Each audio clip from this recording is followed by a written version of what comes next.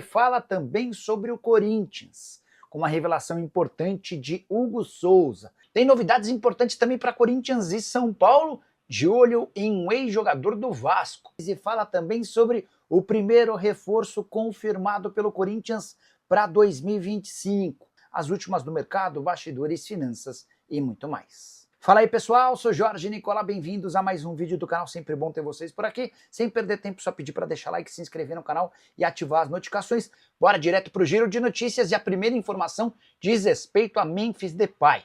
Técnico da seleção holandesa, Ronald Koeman, está no Brasil para vivenciar e acompanhar de perto o desempenho do atacante, que não é convocado para a seleção holandesa desde a metade do ano passado. Ele já assistiu ao jogo do Corinthians contra o Guarani, em que o Memphis entra nos minutos finais, visitou o centro de treinamento alvinegro nessa segunda-feira e estará em campo na quarta-feira, no estádio, para assistir à Universidade Central e Corinthians, jogo da Libertadores, desta vez com Memphis Depay como titular.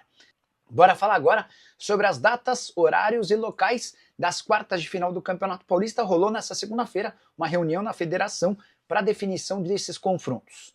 As quartas de final começam com São Bernardo e Palmeiras, jogo marcado para sábado, 20h30, no 1º de maio, estádio do São Bernardo. Transmissão da Cazé TV, além do Nosso Futebol, o Allplay e Zapping. No domingo, duas partidas, a primeira delas Corinthians e Mirassol, 18h30, na Neoquímica Arena, transmissão da Record, da Cazé TV e das demais que eu já citei. Já Santos e Red Bull Bragantino se enfrentam às 20h45 na Vila Belmiro, com transmissão da Cazé TV e das outras que eu já citei, exceção a Record. Quartas de final serão fechadas na segunda-feira, às 8 da noite, com São Paulo e Novo Horizontino, confronto marcado pro Morumbis, transmissão da TNT e da Max. Só um registro importante: Corinthians tinha a ideia de atuar no sábado, para que ele ganhasse um dia de recuperação para o confronto possivelmente contra o Barcelona, valendo pelo mata-mata que antecede a fase de grupos da Libertadores. A televisão fez questão de transmitir o jogo do Corinthians. Dessa maneira o Timão enfrenta na quarta a Universidade Central, na Neoquímica. No domingo, o Mirassol também na Neoquímica e sai para jogar na quarta-feira da outra semana, possivelmente contra o Barcelona de Guayaquil. Bora falar agora sobre São Paulo e Corinthians, de olho em um ex-vascaíno. Eu me refiro a Eginaldo, atacante, que atua pelos lados do campo, só 20 anos de idade, ele é reforço desde a temporada de 2023 do Shakhtar Donetsk. O Vene Casagrande contou nessa segunda-feira que o Corinthians e o São Paulo sondaram o Shakhtar em relação à possibilidade de um empréstimo. Jogador que não é titular absoluto por lá, ele tem até atuado nos jogos mais importantes do Shakhtar, mas não participa efetivamente de todos os jogos. Na temporada atual, 21 partidas, 2 gols e 2 assistências. Tanto o São Paulo quanto o Corinthians quiseram esse atleta de forma temporária até dezembro, com opção de compra. O Shakhtar diz que com esse modelo de negociação não há nenhuma chance de acordo. Só para lembrar que o Shakhtar havia o comprado do Vasco por 3,5 milhões de euros. Hoje, de acordo com o Transfer Market, o Eginaldo vale 3 milhões de euros. Chama atenção o fato de o São Paulo não admitir a busca por atacantes, embora o Zubeldia tenha sugerido e pedido a contratação do Jean Dias, atleta que pertence à Ponte, 34 anos de idade. O Corinthians também tem afirmado que depois do Angeleri, que está praticamente fechado, a busca se dá, se rolar, por um zagueiro.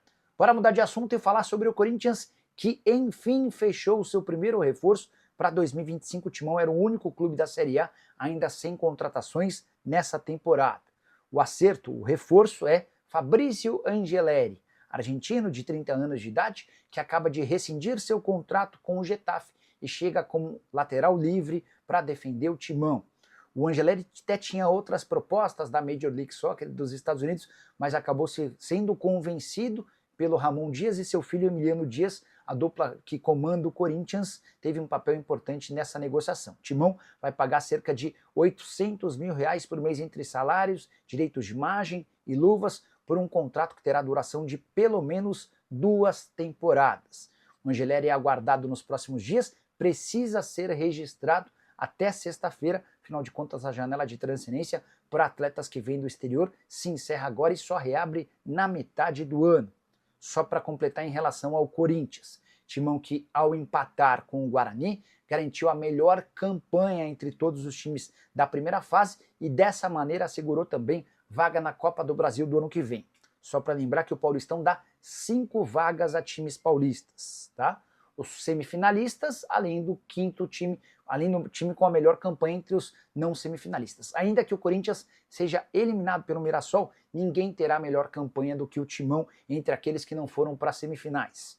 Até por isso, o Corinthians, que no ano passado sofreu demais para conseguir a vaga na Copa do Brasil desse ano, já tem garantida a primeira vaga da Copa do Brasil via Campeonato Paulista. A saideira em relação ao Timão, Corinthians fechou um patrocínio com um aplicativo de gás. Esse patrocínio vai ficar no meio do peito da camisa, assegurando mais dinheiro. Timão que agora pega o Mirassol como mandante, antes, porém, faz confronto contra a Universidade Central pela Libertadores da América, os 2 próximos jogos na Neoquímica Arena. Bora falar agora sobre Hugo Souza, o goleiro do Corinthians, talvez a maior contratação, levando em consideração o custo-benefício dos últimos tempos. O Timão gastou apenas 5 milhões de reais para comprá-lo. O Hugo deu uma entrevista a um podcast chamado Podcast, e nesse podcast ele admitiu que quase foi parar na Arábia Saudita. Estava tudo mais ou menos encaminhado para que ele virasse reforço do Corinthians, quando num domingo, e num dos domingos o empresário dele nunca liga para ele, o empresário começou a ligar insistentemente. O Hugo contou que estava jogando uma pelada com o Ronaldinho Gaúcho e demais amigos. Quando ele viu, tinham 8 ligações perdidas, retornou para o empresário, que disse que ele tinha apenas algumas horas para responder a uma oferta muito boa do ponto de vista financeiro da Arábia Saudita. O Hugo pensou, refletiu e decidiu optar pelo Corinthians, mesmo sabendo que ia ganhar menos. A avaliação do Hugo é de que, indo para o Corinthians e jogando bem, ele poderia ser comprado pelo Timão, essa seria a primeira coisa, depois ter um aumento salarial e quem sabe até sonhar em seleção brasileira. Tudo isso está acontecendo, exceto a seleção. Ele já foi adquirido em definitivo do Flamengo, tem sido muito elogiado por torcedores e também pela imprensa, e já tem seu nome defendido por alguns para a seleção brasileira.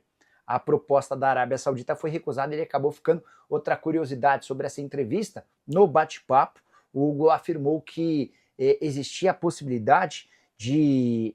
ele lembrou da conversa com o Fabinho Soldado. O Fabinho havia trabalhado com ele no Flamengo e quando decidiu contratá-lo para o Corinthians, o Fabinho ligou para o Hugo para perguntar: Hugo, qual jogador que eu estou contratando? Aquele cara mais sério, dedicado, ou o jogador que se deslumbrou depois de virar titular no Flamengo?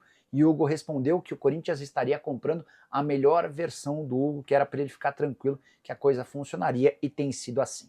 Só para completar em relação ao Timão, Angileri já está em São Paulo para a realização de exames médicos, novo lateral esquerdo do Corinthians, o que vai determinar a saída de um lateral ou até de 2.